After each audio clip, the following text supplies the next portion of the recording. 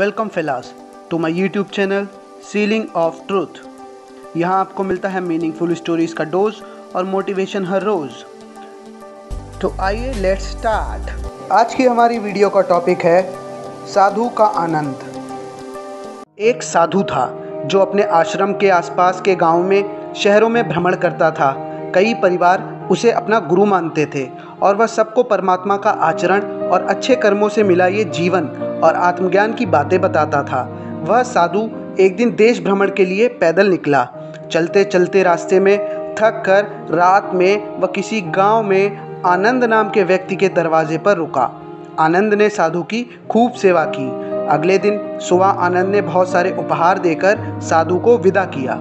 साधु ने आनंद के लिए प्रार्थना की, भगवान करे तू दिनों दिन बढ़ता ही रहे।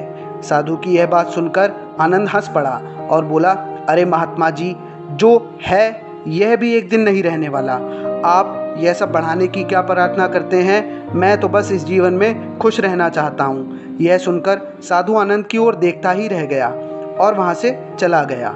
3 वर्ष बाद साधु फिर आनंद के घर आया और देखा कि उसका सारा वैभव समाप्त हो चुका है।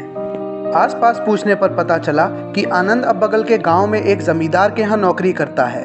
साधु आनंद से मिलने गया। आनंद ने अभाव में भी साधु का स्वागत किया। झोपड़ी में जो फटी चटाई थी उस पर साधु को बैठाया। खाने के लिए सूखी रोटी दी जो वो खाता था और साधु की सेवा की। दूसरे दिन जाते समय साधु की आंखों में आंसू थे। साधु रोते रोते कहने लगा, हे भगवान, ये तूने क्या किया? आनंद पुनः हंस पड़ा और बोला, महात्मा, आप क्यों दुखी हो रहे हैं?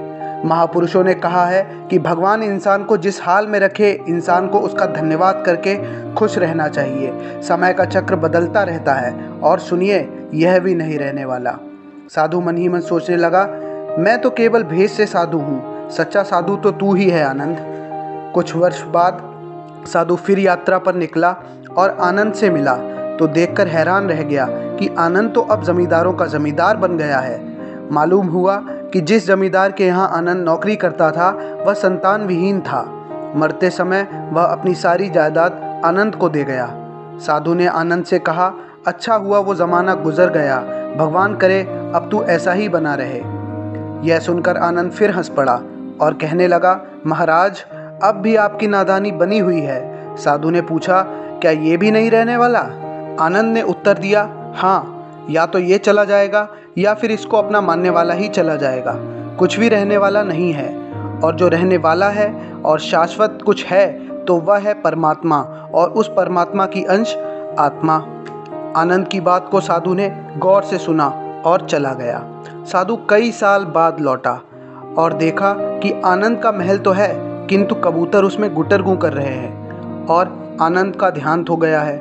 बेटियां अपने अपने ससुराल चली गईं और बूढ़ी पत्नी कोने में पड़ी है। साधु कहता है, अरे इंसान, तू किस बात का अभिमान करता है?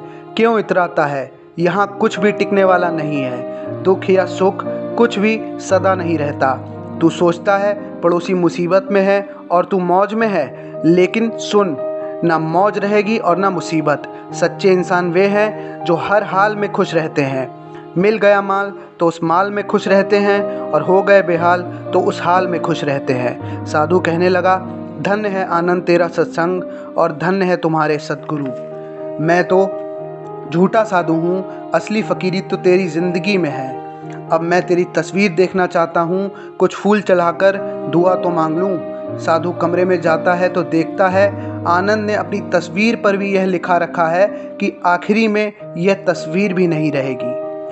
खूबी और खामी दोनों ही होती हैं हर इंसान में। जो तराशता है उसे खूबी नज़र आती है और जो तलाशता है उसे खामी नज़र आती है। दोस्तों, इस वीडियो को लेकर आपकी क्या राय है, कमेंट करके ज़रूर बताइएगा। और अगर आपको वीडियो अच्छा लगा तो इस वीडियो को लाइक करें, अपने फ्रेंड्स फैमिली के साथ शेयर करें और ऐसी ही मज़ेदार मीनिंगफुल वीडियोज़ के लिए चैनल को सब्सक्राइब करें। धन्यवाद।